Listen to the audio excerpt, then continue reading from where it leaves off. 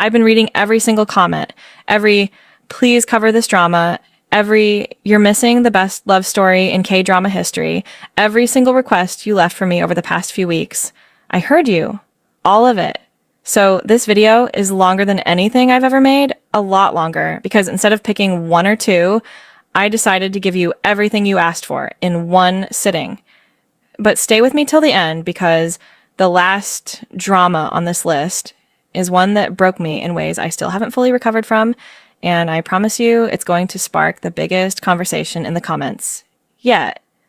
Before we start, hit that subscribe button, because trust me, you don't want to miss what's coming after this one. Okay, let's talk about love that had to fight for its life.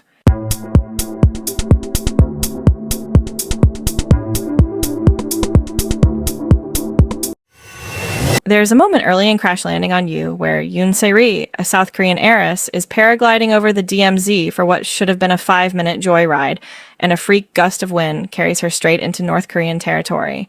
She lands, quite literally, in a tree. Tangled, terrified, and staring back at her, rifle raised, is Captain Ri Jung-hyuk, an officer in the North Korean army commanding a border patrol unit, who has absolutely no idea that this woman falling out of the sky is about to rearrange the rest of his life. It sounds almost like the setup for a comedy, and for a while, it plays like one. But underneath the slapstick and the fish out of water chaos, this drama was quietly building one of the most emotionally devastating love stories the genre has ever produced. Because Se-ri and Jung-hyuk aren't just from different backgrounds. They're from different countries that are, on paper, still at war with each other. Every single scene between them is loaded with a kind of tension you don't usually get in a rom-com. The tension of two people falling in love inside a relationship that isn't supposed to be able to exist at all. What makes it work is how patient the show is about earning it. Jung-hyuk doesn't fall for Se-ri because she's pretty and dropped into his life. He falls for her because he watches her, day after day, be braver and kinder and more resourceful than anyone he's ever met, even while she's terrified out of her mind and thousands of miles from home with no way back. And Se-ri, this woman who built an empire out of sheer will and doesn't let anyone close to her, finds in Jung-hyuk the first person who has ever protected her without wanting anything from her in return. That's the quiet tragedy sitting underneath all the charm. These two people found exactly what they needed in each other in the one place on Earth where it was almost impossible for them to have it. And then there's the village. If you've watched this show, you know the village women hold this story together just as much as the two leads do. Watching them slowly accept Se-ri, feed her, gossip about her, protect her secret out of loyalty to Jung-hyuk, it turns what could have been a cold political thriller into something that feels like an actual community, an actual home. By the time Se-ri has to leave that village, whether by circumstance or by choice, you feel the loss of an entire world, not just one relationship. The scenes that hit hardest aren't even the big dramatic ones. It's the small stuff. Jung-hyuk playing piano so Se-ri can hear it from wherever she is. Se-ri holding onto a single umbrella through a border crossing because it's the last thing connecting her to him. The two of them meeting, impossibly, on a bridge between two worlds that were never supposed to let them touch. Every one of those moments works because the show never lets you forget what's actually keeping them apart. It's not a misunderstanding. It's not a rival. It's an entire geopolitical divide, decades of history, and two governments that would rather this love never existed. By the finale, when they finally get their moment, it doesn't feel like a typical happy ending. It feels like something they had to bleed for. Every scene, every year that passes in that story is love actively resisting the forces trying to pull it apart. And somehow, against every possible odd, still standing at the end. Se-ri risked everything she had built. Jung-hyuk risked his life, his rank, his family, everything he had ever built in the only world he'd ever known. And they did it because some part of both of them decided that this love was worth more than the safety of staying where they were supposed to stay.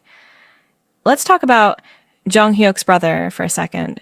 Ri, Jung Hyuk's older brother, whose death is the quiet engine driving so much of his personality. The reason he's so disciplined, so controlled, so used to burying grief instead of feeling it. When Se-ri crashes into his life, she doesn't just bring chaos, she brings the first real permission he's had in years to feel something other than duty. And that's such an underrated part of why this love story lands the way it does. Jung Hyuk isn't just risking his career or his safety for Se-ri. He's risking the identity he built for himself after tragedy, the version of himself that learned to survive by shutting everything down. Falling for her means cracking that open again. And you can feel how terrifying that is for him in every scene where he almost lets himself smile too freely, then catches himself. And then there's Se-ri's family, which honestly deserves its own show. Her siblings' cutthroat battle over the family conglomerate isn't just a subplot for tension. It's the exact reason Se-ri became who she is. Someone who learned early that love within her own family came with conditions, with strategy, with betrayal lurking behind every kind word.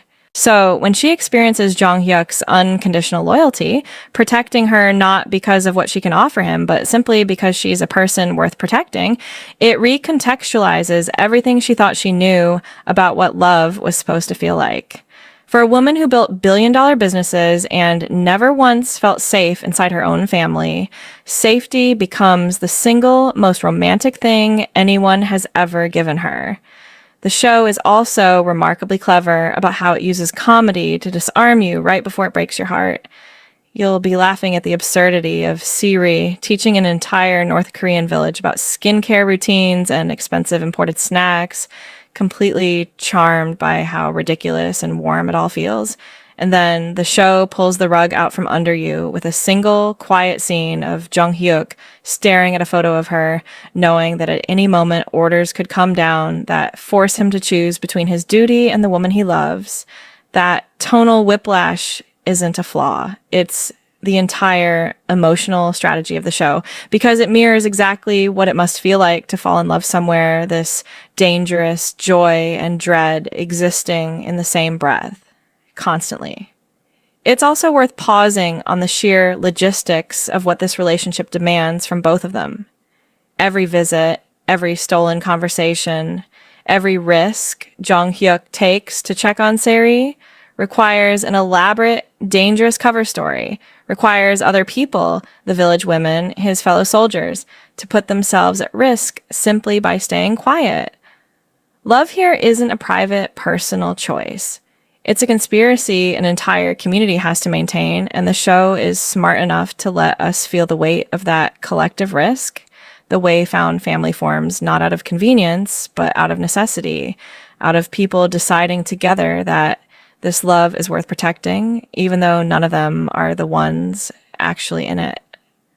By the time the story reaches its most dangerous stretch, when secrets threaten to unravel and Jung Hyuk's own chain of command starts closing in, the show never lets you forget that this isn't just a romance anymore.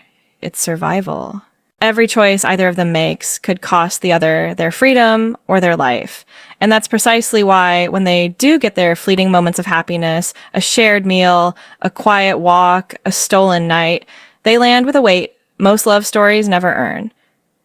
But as much as Crash Landing on You wrecked me, it isn't even the drama on this list where love has to fight against the least forgiving obstacle of all. Because up next, we're talking about a love story where the biggest threat wasn't a border or a war. It was time itself, quietly running out before either of them even realized it had started. Our beloved summer opens with a documentary crew tracking down two people who clearly do not want to be found together. Years earlier, a school documentary called The End of the World followed the highest-ranked student in class and the lowest-ranked student, Choi-eung and Kook Yeon-soo, simply documenting their day-to-day interactions after they were paired together. What nobody expected, including the two of them, was that being filmed together would turn into a real relationship. Now, years later, they're being forced back into each other's orbit for a follow-up film neither of them agreed to make with any enthusiasm. What makes this drama so quietly brutal is that it isn't about falling in love for the first time. It's about the wreckage two people leave behind when love ends badly, and the terrifying possibility that it might still not be over. Eung is soft, easygoing, an artist who seems like he's floating through life without a single sharp edge. Yeonsu is precise, ambitious, guarded in a way that makes it clear she's been hurt before, and has no intention of being hurt like that again. When they were teenagers, she was the top student, and he was the bottom of the class. And somehow, against every expectation from their classmates, and even from themselves, they fell for each other anyway. The show doesn't rush to tell you what tore them apart.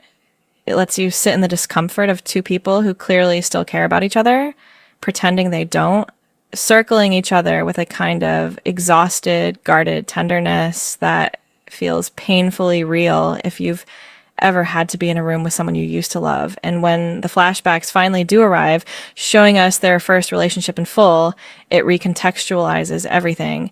You realize their breakup wasn't caused by falling out of love. It was caused by two people loving each other without yet knowing how to be loved, without yet knowing how to ask for what they needed, instead of quietly resenting the other for not giving it. There's a particular kind of ache to watching young Eung and young Yeonsu fumble their way through a relationship neither of them had the emotional tools to sustain yet, while adult Eung and adult Yeonsu watch it happen alongside us, wincing at their own mistakes in real time. The show is essentially asking, if you got a second chance with the person you loved and lost, but only after you'd both grown into people capable of loving properly, would you take it? And would they still choose you? What elevates Our Beloved Summer above a typical second chance romance is the supporting cast surrounding them.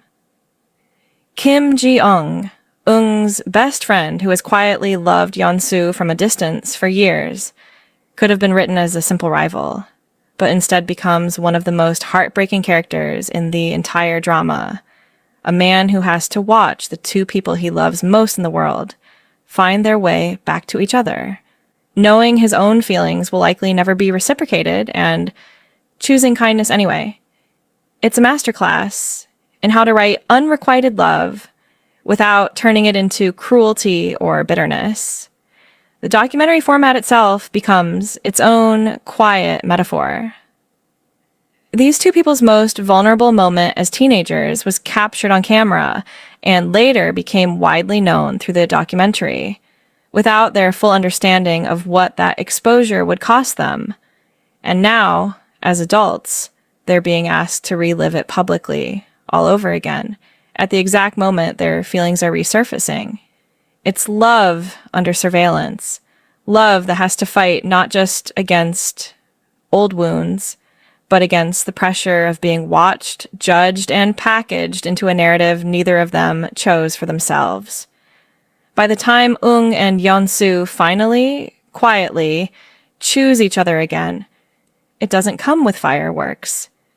It comes with two people finally being honest about what they actually need, finally speaking the things they used to leave unsaid. And maybe that's the whole point. Sometimes love doesn't need a war or a border to fight against. Sometimes the hardest thing it has to survive is just two people's own fear of being truly known.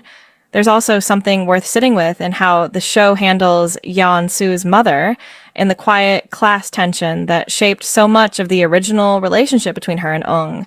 Yeon-su grew up feeling like she had to be perfect, had to achieve enough, had to justify her own existence within her family, while Eung grew up in a home that was warm but financially unstable, a home where love was never in short supply, but stability sometimes was. Their teenage relationship carried all of that baggage without either of them having the language to name it. And it's genuinely painful watching them repeat the same patterns as adults, still not quite able to say the thing that's actually bothering them, still defaulting to pride and deflection instead of vulnerability. even after everything they've been through. The documentary crew itself becomes almost a character in its own right as the show progresses, and it's worth noticing how the show slowly reveals that the director filming them has her own complicated history with the two leads, her own reasons for wanting this reunion to happen, reasons that aren't entirely selfless. It's a clever structural choice because it means Eung and Yeonsu's most private, painful moments are constantly being filtered through someone else's agenda, someone else's narrative needs, which only deepens the show's central idea that love, especially love this young and this formative, rarely gets to stay private. It gets interpreted, edited, packaged, and handed back to the people who lived it in a shape they didn't choose. What I find most quietly devastating about this drama is a single choice the show makes again and again. It lets both Eung and Yeonsu be wrong. Neither of them gets to be the blameless party waiting for the other to fix things. Eung's passivity hurt Yeonsu as much as her guardedness hurt him, and the show refuses to flatten either of them into hero or villain.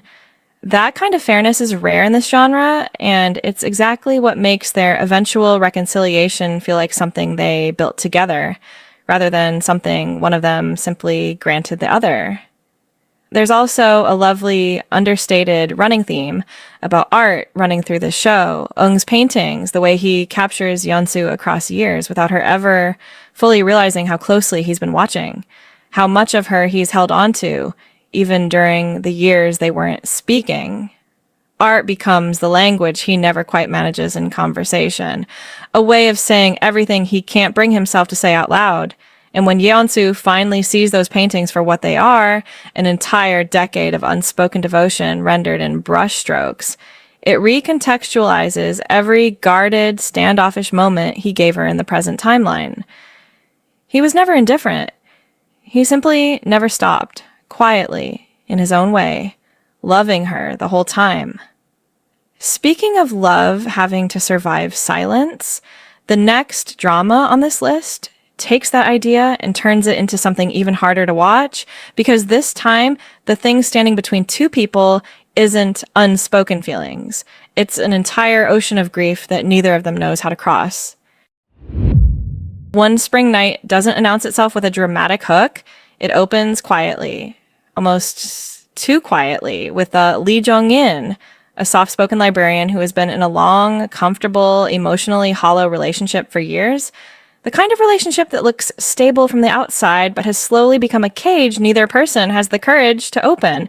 And then she meets Yoo Ji-ho, a pharmacist and single father, at a moment when neither of them is looking for anything at all. This is a slow drama, and it wants you to feel every ounce of that slowness, because the entire point is that real, dangerous, life-altering feelings rarely arrive with fanfare. They arrive in small conversations that go on a little too long. In the way someone remembers a detail you mentioned once in passing, in the terrifying realization that you've started looking forward to seeing a person you have absolutely no right to want. What makes One Spring Night one of the more controversial dramas on this list is that Young-in is technically still with someone else when her feelings for Ji-ho begin to grow. The show doesn't let either of them off easy for that. It sits in the discomfort of infidelity of the heart long before anything physical happens, forcing both characters and us to confront how messy real love actually is when it doesn't arrive at a convenient time, when it doesn't wait for you to be single and available and free of complications.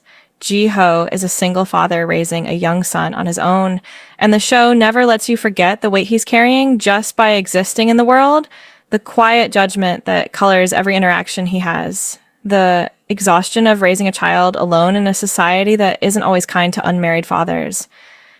When Young-in enters his life, it isn't just romance for him. It's the terrifying possibility of letting someone else close enough to see how hard he's actually been holding everything together.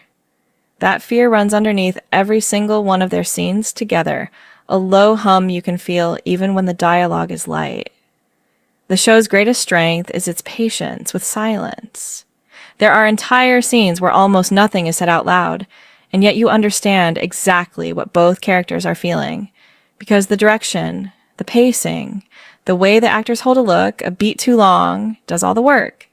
It's a drama that trusts its audience enough to sit in ambiguity, in the space between what people want to say and what they actually let themselves say. And then there's the families.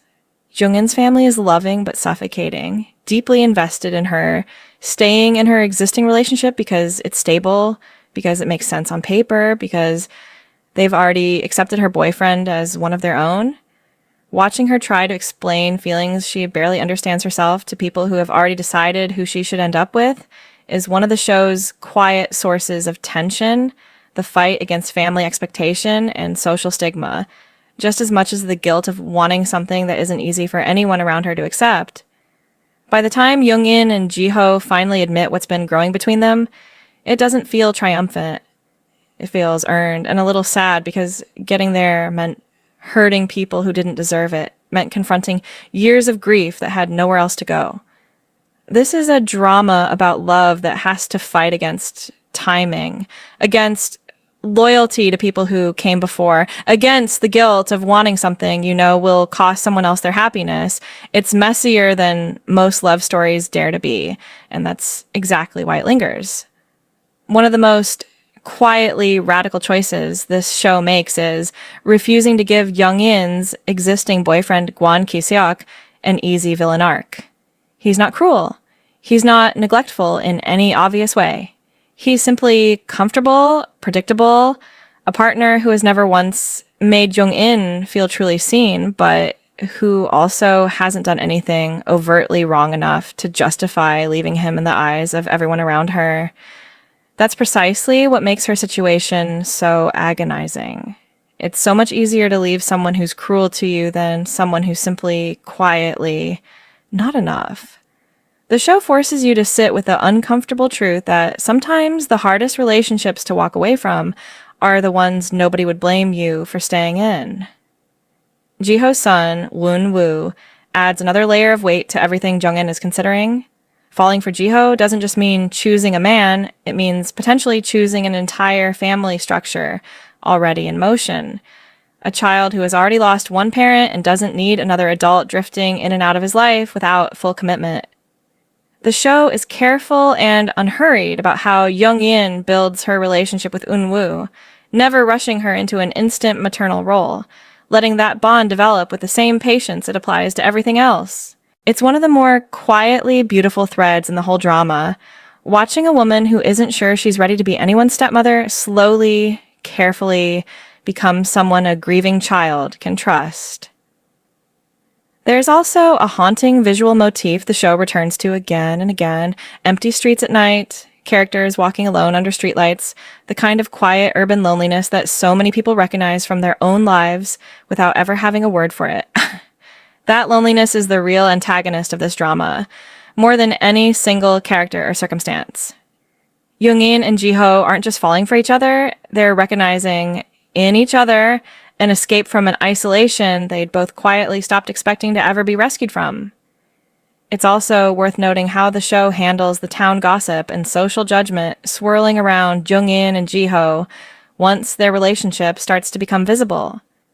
Small communities remember everything, forgive very little, and the show captures that suffocating feeling of being watched, whispered about, quietly condemned by people who've decided they already know the whole story just from the outside. That external pressure compounds the internal guilt both characters already carry until it becomes almost impossible to tell which is heavier, the judgment of everyone around them, or the judgment they've already placed on themselves. But grief doesn't always come from losing a spouse or carrying old wounds forward quietly. Sometimes it comes suddenly, violently, and forces two people together in circumstances neither of them would have chosen. That's exactly where we're headed next. You Are My Destiny throws its two leads together in the messiest, least romantic way imaginable. Kim Mi-young is an ordinary woman living an ordinary life, and after a single, unplanned night with Lee Gun, a wealthy and guarded CEO, she finds herself pregnant by a man she barely knows, a man from a world so far removed from her own that the two of them were never supposed to cross paths at all, let alone build a life together. What sets this drama apart is how unglamorous it lets its central relationship be at the start. This isn't two people falling into an easy, cinematic love.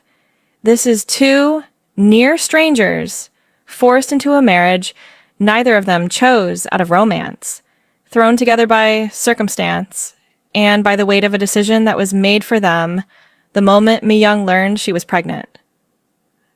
Gun married her out of a sense of responsibility, not affection, and Mi-young, terrified and unmoored, agreed because she had no better option in front of her.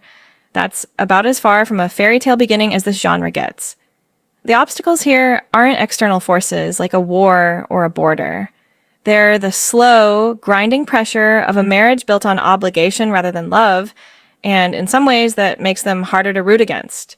Because there's no villain to blame, just two people trying to figure out how to build something real out of circumstances neither of them asked for. Gun's family, several of them, look down on Mi-young from the moment she enters their world, considering her beneath their son a complication rather than a wife, though not everyone in the family holds that line, and some slowly come around to her over time.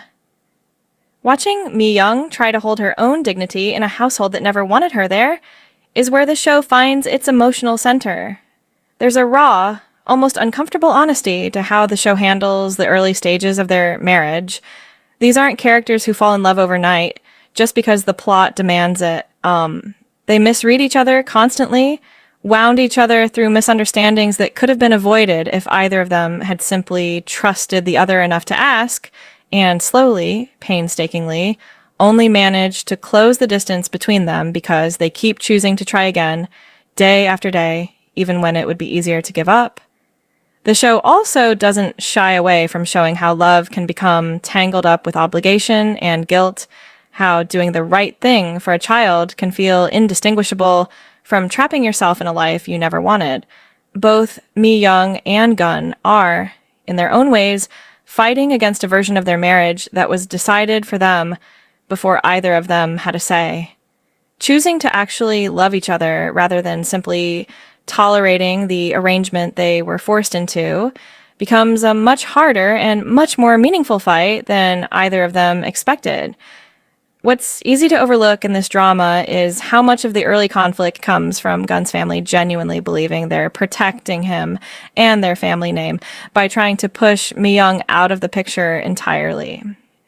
It's a specific kind of heartbreak, watching people cause real damage, not out of pure malice, but out of a rigid, inherited belief that love should bend to status and reputation. Mi-young spends so much of the early series believing she has to earn her place in this family through sheer endurance, absorbing insult after insult rather than asking for the respect she's owed simply by being Gun's wife and the mother of his child.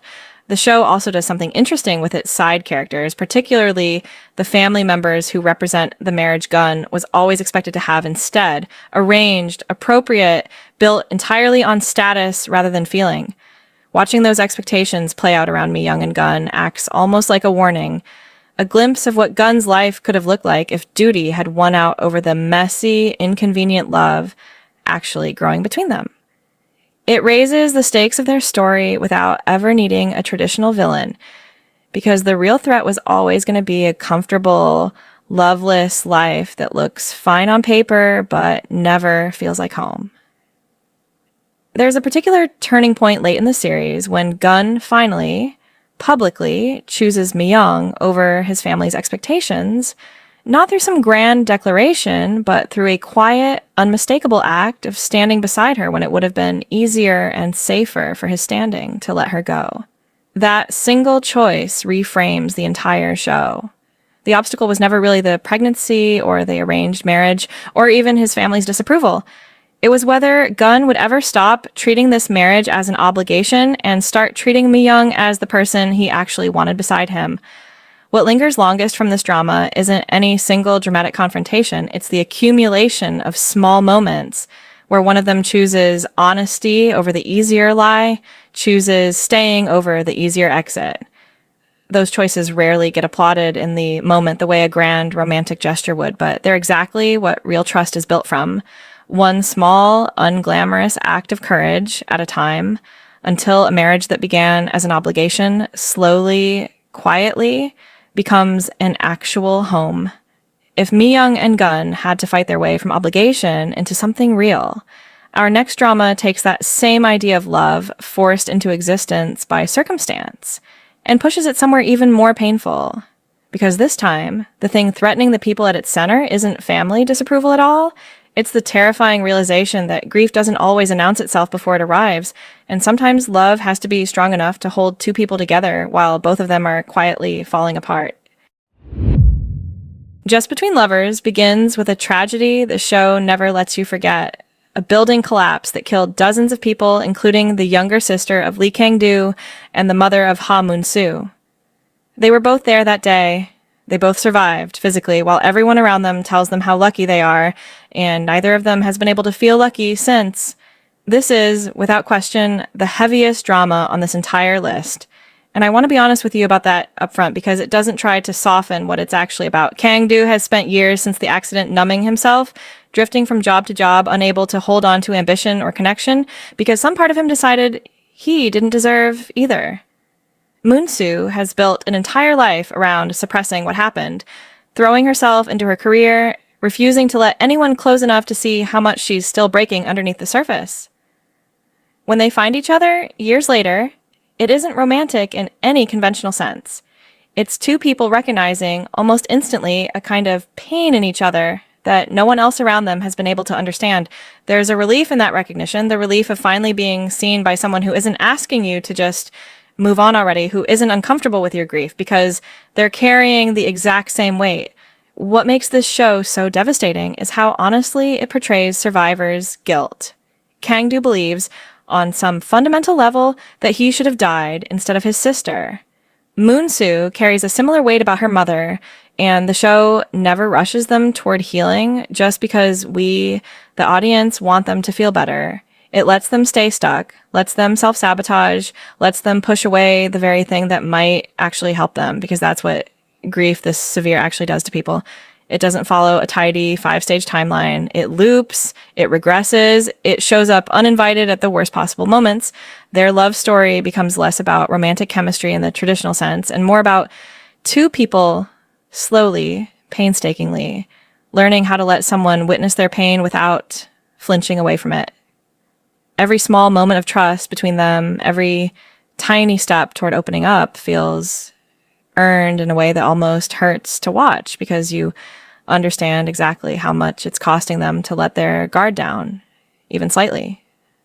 The show also does something rare for this genre. It doesn't pretend healing is linear, and it doesn't pretend love alone is a cure for trauma this deep. Kang-doo and Moon-soo need more than just each other. They need to actually process what happened to them to stop running from it. And the show is patient enough to let that unfold in its own painful time, rather than rushing toward a tidy resolution just to give the audience comfort. By the time this drama reaches its ending, it doesn't feel like triumph in the way most romances do. It feels like survival, like two people who found in each other the first safe place they'd had since the day their entire worlds fell apart. That's a different kind of love, one built not on excitement or fate, but on the simple, exhausting act of choosing to keep living together one day at a time. The families surrounding Kang-doo and Moon-soo add another layer of complexity that the show refuses to simplify. Kang-doo's mother, in particular, is a devastating portrait of a parent whose own grief has curdled into something almost unbearable to be around, unable to see her surviving son without also seeing the daughter she lost, unable to separate love for him from resentment that he's the one who lived. Watching Kang-doo absorb that, quietly, without ever fully articulating how much it wounds him, is one of the show's most understated tragedies. He's not just grieving his sister. He's grieving the version of his mother who existed before the accident took both a daughter and, in a very real sense, the mother he used to know. Moon-soo's isolation operates differently, but cuts just as deep.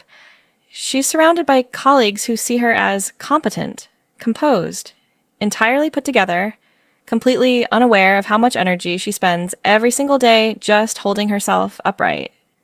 The show is unflinching about the cost of that performance, the way she's had to build an entire persona around appearing fine because the people in her life have quietly made it clear they'd rather not know the extent of what she's actually carrying. That's what makes Kang-do so significant to her.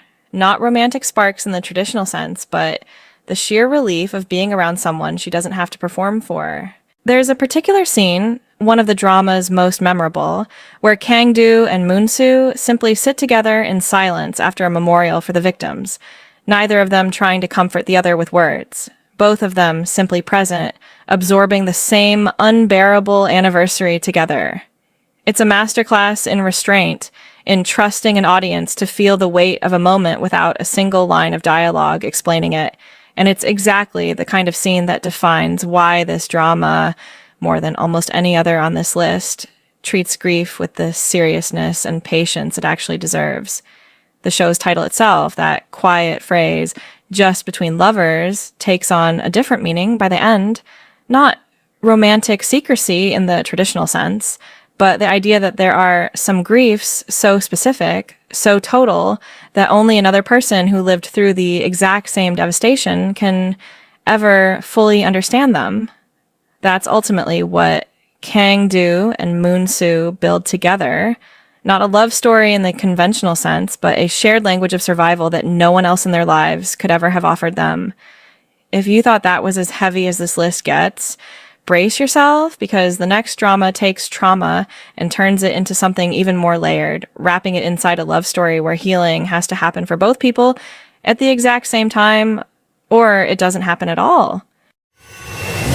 It's Okay to Not Be Okay opens in a psychiatric ward with Moon Gang-tae, a caregiver whose entire life has been shaped around protecting his older brother Sang-tae, a man with autism who witnessed their mother's murder as a child and has never fully recovered from that trauma. And then there's Ko Moon-young, a wildly successful, deeply unstable children's book author whose childhood was shaped by an abusive father who has spent her entire life being told she's a monster and has more or less decided to become one. Because at least then, people stop expecting anything gentle from her. This drama wears its themes on its sleeve in the best possible way. Every single character here is carrying some kind of unresolved childhood wound, and the show is fearless about examining exactly how those wounds shape the adults we become. Gang-tae has spent so long being his brother's protector that he's forgotten how to want anything for himself. Moon-young has been so thoroughly convinced she's incapable of being loved that she's built an entire persona around not needing it, even while desperately, silently craving it. What makes their love story so unusual is that it isn't built on either of them saving the other, which is refreshing in a genre that often falls into that trap. Instead, it's built on both of them slowly, painfully, forcing each other to confront the things they've spent years avoiding. Moon-young doesn't heal Gang-tae. She disrupts him, forces him out of the self-sacrificing autopilot he's been running on since childhood, forces him to admit that he has needs of his own, that he's allowed to want things beyond just keeping his brother safe. And Gang-tae doesn't fix Moon-young. He simply refuses to look away from her, even at her worst, even when she's doing everything in her power to push him away, and that refusal becomes the first real evidence in her life that she might actually be worth staying for. The show uses fairy tales as a structural device throughout, weaving in dark, twisted retellings that mirror what each character is going through emotionally. And it's a brilliant choice because it lets the show explore genuinely disturbing psychological material, childhood trauma, parental abuse, dissociation, without ever feeling exploitative. It treats mental illness and emotional damage with a seriousness that respects the audience, refusing to flatten any of these characters into simple metaphors for brokenness. Sang-tae, Gang-tae's brother, deserves special mention here, because the show could have easily sidelined him as a plot obstacle, standing in the way of the central romance. Instead, he becomes one of the most fully realized characters in the entire drama, his own arc of growth, his own capacity for love and insight, treated with as much dignity as anyone else's. Watching him slowly learn to let his brother live a life outside of just protecting him is its own quiet, beautiful subplot, running underneath the main love story. By the time Gang-tae and Moon-young find their way to something resembling peace, It doesn't erase what either of them has been through. It doesn't pretend trauma just disappears once you find the right person. What it offers instead is something more honest. The idea that healing isn't about being fixed, it's about being witnessed fully at your worst and chosen anyway. That two broken people can build something whole between them, not by pretending the cracks aren't there, but by learning to hold each other through them. It's also worth talking about Moon Young's father and the horrifying reveal of exactly what he did to shape her into the person she became. The show is remarkably brave about depicting childhood emotional abuse and manipulation without softening it for easier viewing, showing exactly how a parent can systematically convince a child that she's incapable of normal human connection, that cruelty is simply her nature rather than something inflicted on her. Once you understand the full scope of what Moon Young survived, her armor stops looking like villainy and starts looking like the only survival strategy a terrified child had access to. That recontextualization is what makes her romance with Gang Tae so powerful, because loving her means someone finally, actively, rejecting the narrative her father spent a lifetime building around her. The show's use of the fairy tale sequences deserves even more credit than it usually gets, because each one functions almost like therapy delivered through metaphor, letting characters process unspeakable experiences through a symbolic lens that makes them bearable to witness without losing any of their emotional weight. The tale of the boy who couldn't cry, the story of the girl who ate the sun and the moon. These aren't just stylistic flourishes. They're the show's way of letting its characters and its audience approach trauma sideways. Through story, when approaching it directly, would simply be too much. And there's a quiet symmetry running through the whole series worth pointing out. Every single character, not just the two leads, is on their own healing journey simultaneously. The head nurse at the hospital, the other patients, even minor side characters, all of them are given small but meaningful arcs about facing their own pain rather than running from it. That choice transforms the show from a simple two-person love story into something closer to a community healing together, each person's growth quietly reinforcing everyone else's, which is exactly why the ending feels less like a romantic resolution and more like an entire found family, finally, collectively, learning how to be okay. What ultimately makes this drama so rewatchable, so endlessly discussed years after it aired, is that it never once suggests love alone is enough to erase trauma this severe. Gang Tae and Moon Young still carry their wounds by the end. What's changed isn't the wounds themselves, it's that neither of them has to carry them completely alone anymore, and sometimes, the show argues, that's the most anyone can honestly promise another person. Now, everything we've covered so far has been about love fighting against grief, trauma, timing, or emotional walls. But our next entry takes all of that and adds something even more merciless to the equation, an entire era of war, where love doesn't just have to survive heartbreak, it has to survive history itself, trying to erase it. My Dearest is set during one of the most brutal periods in Korean history, the Byungja War, when Joseon was invaded and thousands of its people were taken captive. And it uses that historical devastation as the backdrop for a love story between Yi Jong-hyun, a nobleman, and Yoo Gil-chae, the daughter of a noble Yangbon family, whose lives become permanently altered by the chaos of war closing in around them. This drama earns its place on this list because it takes the phrase love fighting for its life, almost literally. Jong-hyun and Gil-chae don't just have to navigate class differences and family expectation, though those obstacles are very real and very present throughout. They have to survive an actual invasion, actual captivity, actual separation caused by one of the darkest chapters in their country's history. Their love isn't just tested by misunderstanding or rivals.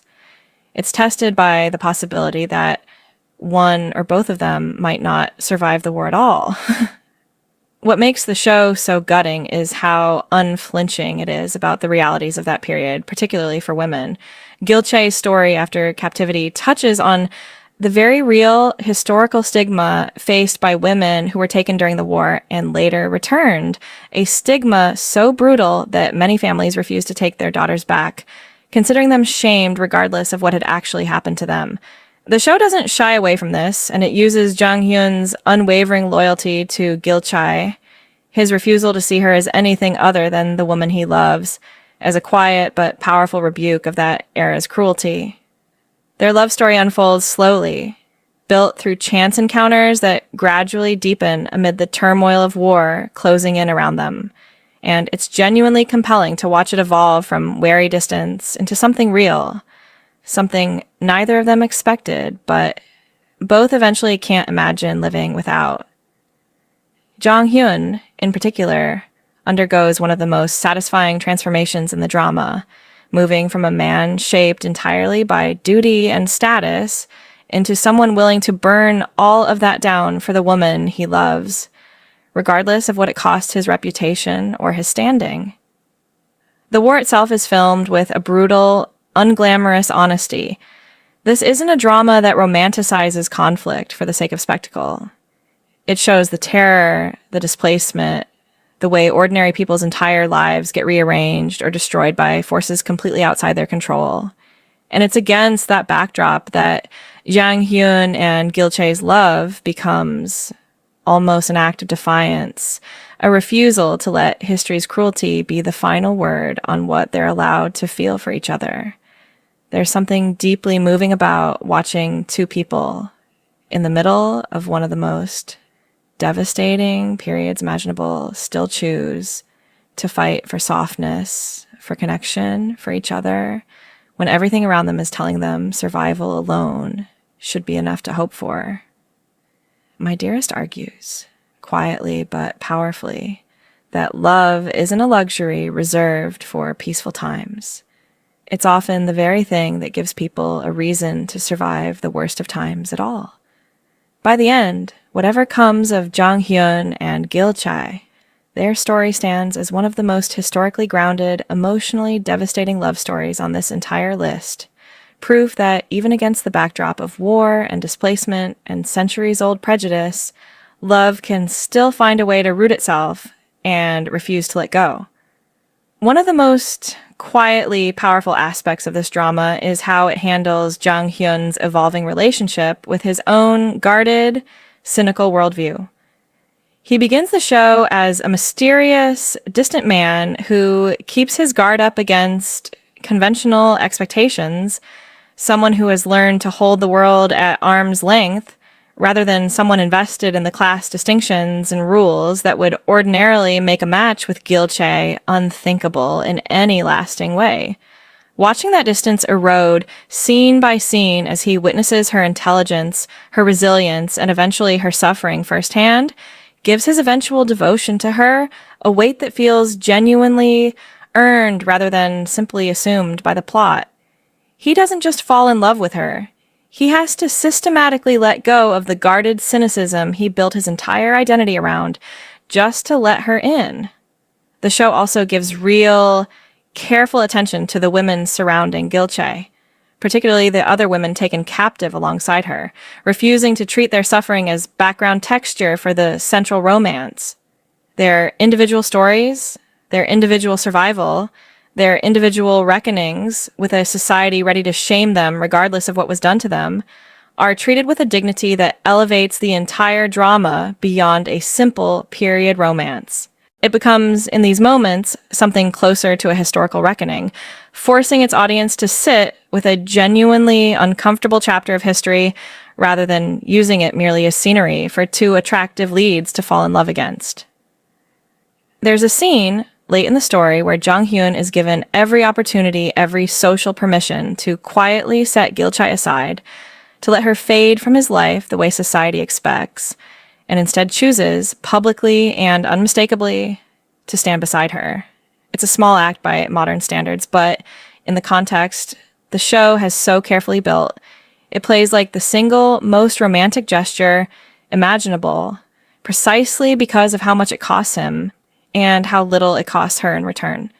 That imbalance, that his choice is an act of sacrifice, while her acceptance of him is simply relief at finally being seen as human again, is what gives their love story its particular aching shape.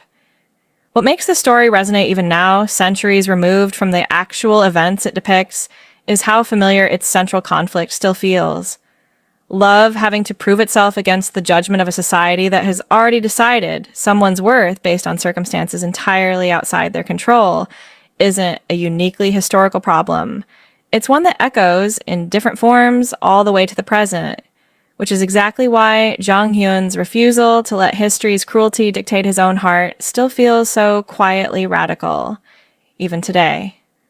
And now, we've arrived at the drama I promised you at the very beginning of this video, the one I said would spark the biggest conversation in the comments, because everything we've talked about so far involves love fighting against war, grief, trauma, and time. But this last one might be the most quietly devastating of them all, because it's not really about romantic love fighting for its life at all. It's about an entire lifetime of love, sacrifice, and resilience, and just how much it costs to give everything you have for the people you love, generation after generation. When life gives you. Tangerines follows. Oh Ae-sun, a fiercely determined young woman growing up on Jeju Island in the middle of the 20th century, and Yang Gwan-sik, the quiet, steady man who has loved her for as long as either of them can remember, through decades of hardship, poverty, and the kind of sacrifice most modern love stories don't dare to depict honestly. I said this would be the drama that broke me, and I meant it. Because unlike almost everything else on this list, this isn't a love story confined to a single dramatic season of someone's life. This is a love story that spans an entire lifetime, following Ae-sun and Gwan-sik from childhood into old age, and it refuses to skip over any of the unglamorous, exhausting, quietly heroic reality of what it actually takes to build a life with someone across decades of hardship. Ae-sun dreams of being a poet, of a life bigger than the one Jeju's fishing village seems to offer her, and Gwan-sik loves her so completely, so unselfishly, that a huge part of his own life becomes about trying to help her reach for that dream, even when it means setting aside his own.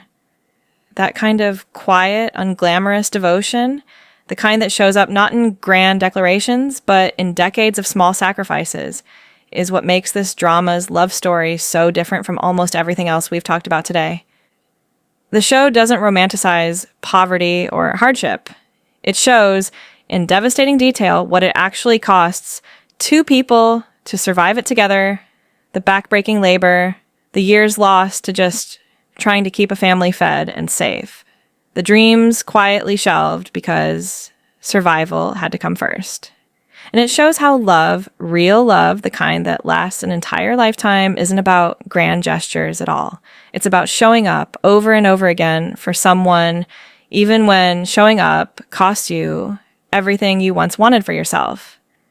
What makes this drama so uniquely gutting is its structure, jumping between the younger versions of Ae-sun and Gwan-sik and their older selves, letting us see the full arc of what their sacrifices actually built and what those sacrifices actually cost them. You watch dreams deferred, then deferred again, then quietly let go of entirely, not out of resignation, but out of love so deep it reshaped what these two people even wanted out of their own lives. There's a particular kind of grief that runs underneath every episode, the grief of watching time pass, of watching a whole generation age and eventually face mortality, of realizing that love, even the kind that survives everything, still eventually has to face the one thing it can never truly defeat. And yet, the show never lets that grief tip into despair because it's balanced against something just as powerful. The quiet, enormous joy of having spent an entire life with the right person, of having built something real, together, brick by brick, sacrifice by sacrifice, decade by decade.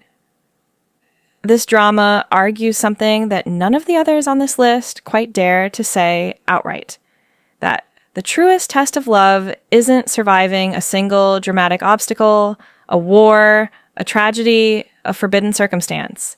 It's surviving the slow, unglamorous accumulation of an entire life together, and still, after everything, choosing that person every single day until there are no days left to choose. One of the most quietly devastating threads in this drama is watching Ai-sun's relationship with her own mother, and later, her relationship with her own daughter, forming a kind of generational echo of sacrifice, repeating itself in slightly different shapes.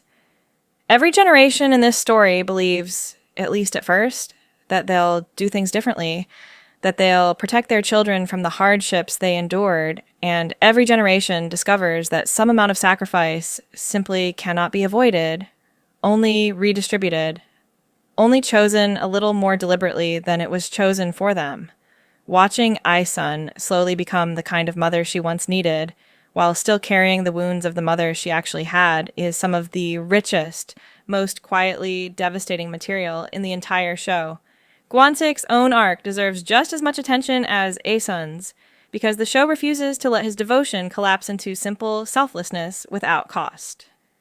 There are moments, subtle but unmistakable, that suggest what it cost him to set aside pieces of his own life for hers, what he seems to quietly give up along the way, and the show is honest enough to let that cost sit uncomfortably, rather than wrapping it in easy nobility.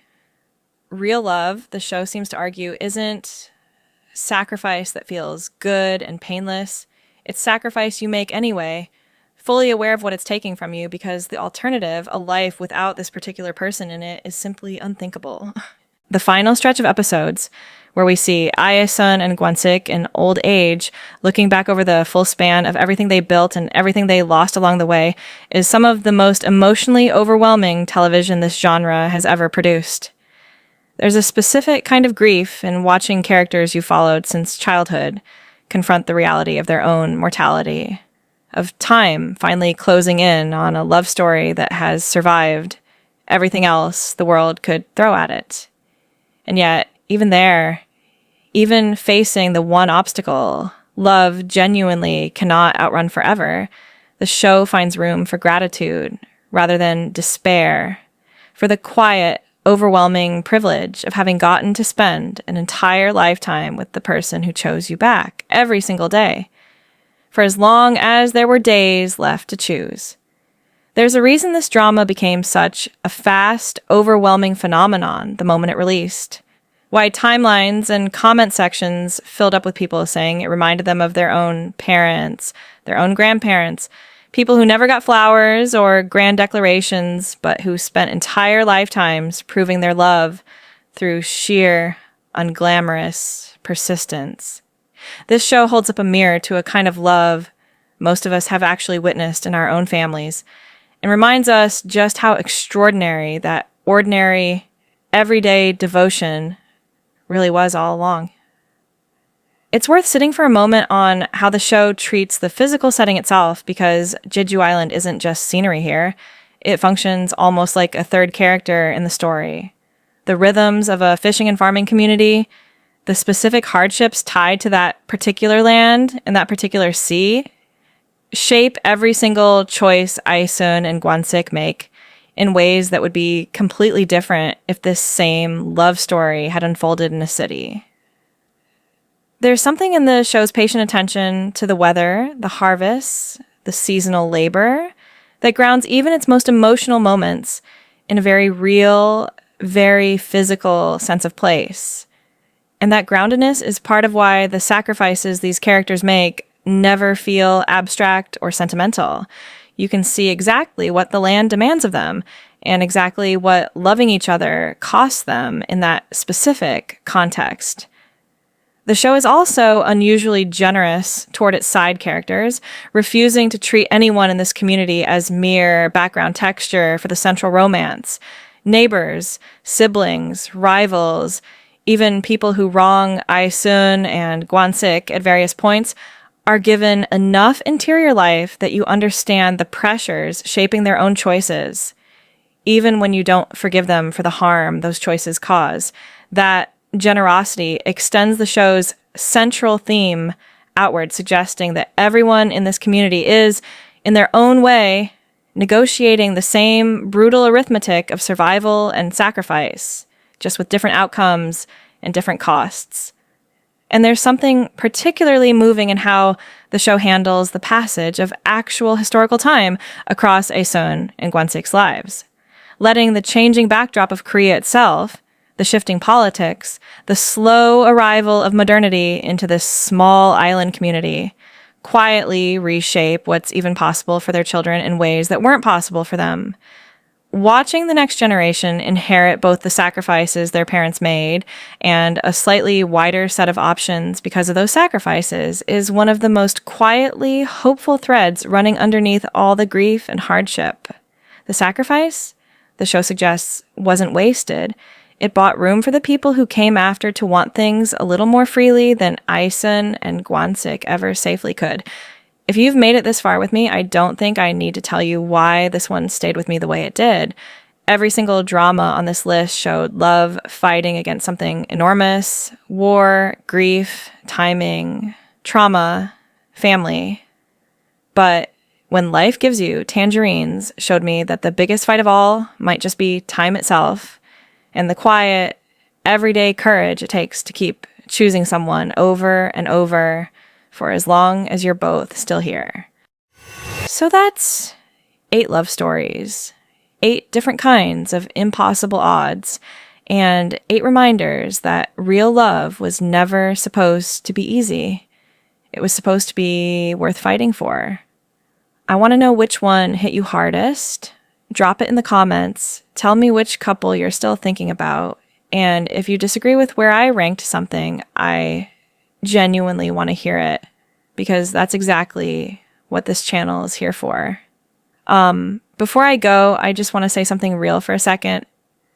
You all are family to me at this point. Every comment, every request, every single one of you who shows up for these videos, it means more than you probably realize. I don't take any of it for granted, and I love this community so, so much. As long as you keep showing up, I promise I'll keep making these for you for as long as I possibly can. If this video meant something to you, do me a favor and hit subscribe, because I've got a lot more of these coming, and I don't want you to miss a single one. Thank you for sticking with me through this whole journey. I'll see you in the next one.